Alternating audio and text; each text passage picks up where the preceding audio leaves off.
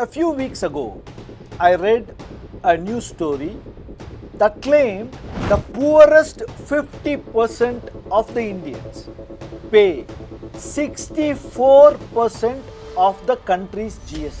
That number shook me. I was furious, and then I did some digging.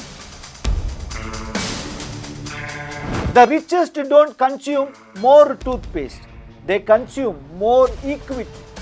That's not taxed the same way as toothpaste. In 2019, India slashed corporate tax rates.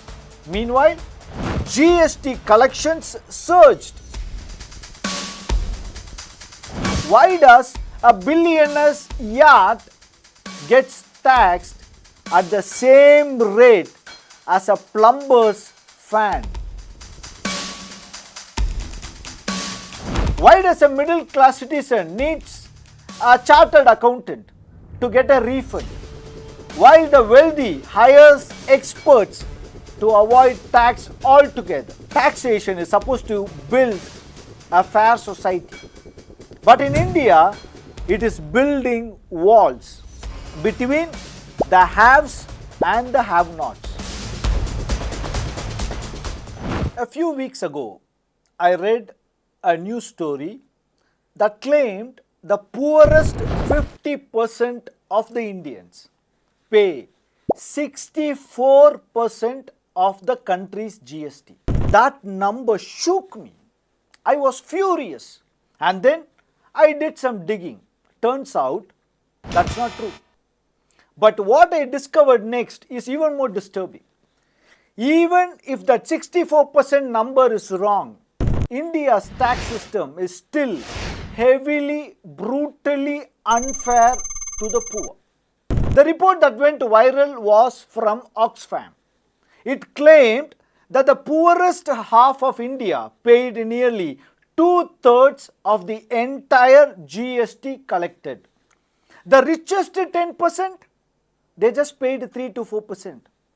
The headlines exploded. Social media raged, and thousands believed it that it was true. But here is the truth. That number doesn't hold up. Independent studies using actual household consumption data from NSSO shows a very different picture.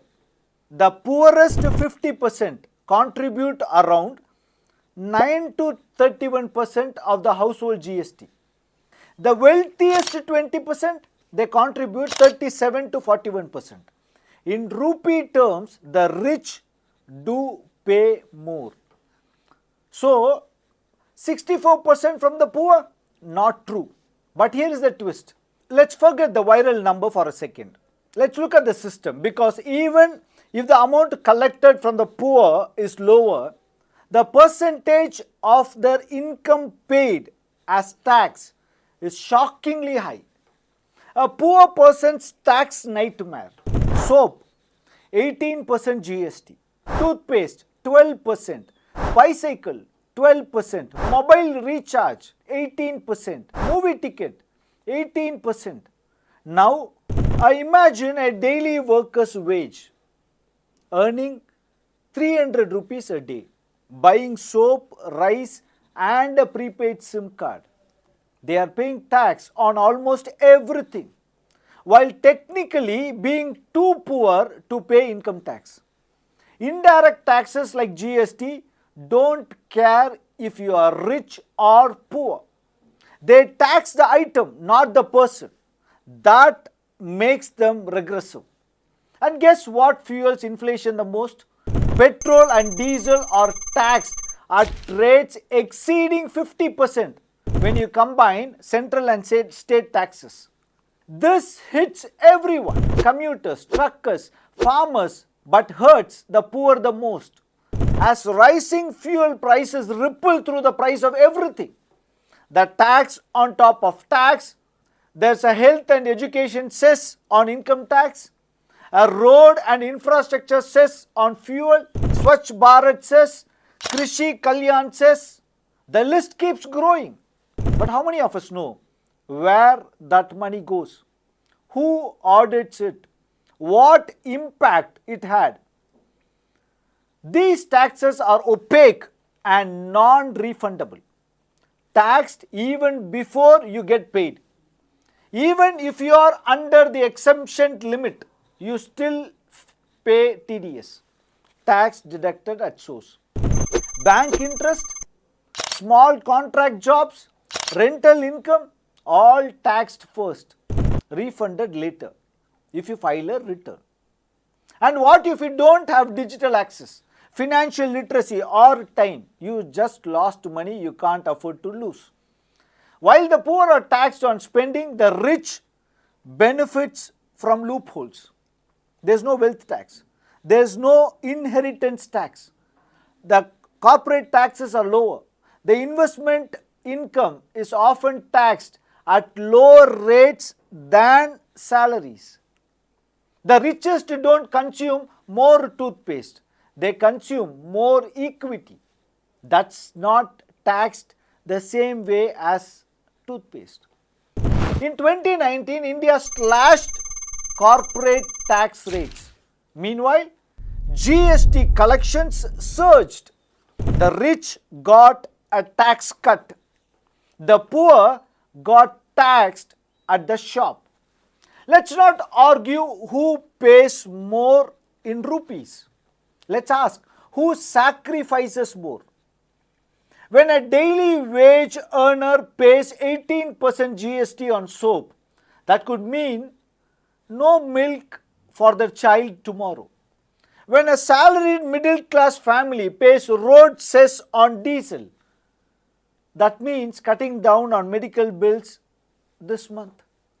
The real injustice is this: the poor pay more, not in rupees, but in blood and sweat and lost opportunities. Why are India's richest families allowed to pass on billions tax-free, while the poor are taxed on soap, salt, toothpaste? Why does a billionaire's yacht gets taxed at the same rate as a plumber's fan? Why does a middle class citizen needs a chartered accountant to get a refund, while the wealthy hires experts to avoid tax altogether? Is this tax system designed to build a just nation or just a revenue machine? Taxation is supposed to build a fair society, but in India, it is building walls between the haves and the have-nots. It's time to question not just how much we pay, but who pays the price. One person was branded a fraud, a fugitive, a chore, a disgrace. But the other person was quietly forgiven. Kingfisher Airlines defaulted 6,203 crore. But here is the twist. Indian banks have already recovered 14,131 crore. This is not a claim by a party. This is not election hype. This is data from the Union Government of India. Tamil Nadu, it's not a startup state. Tamil Nadu is a scale-up state. Life expectancy is not just a health statistic. It's the final verdict. So the real question is, what is South India doing right?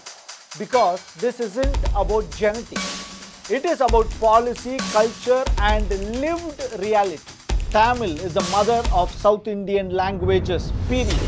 Not by arrogance, not by ancestry, not by opinion, but by origin.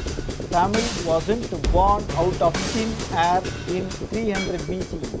To reach the sophistication of Tolkappiyam and Sangam, it needed century of evolution.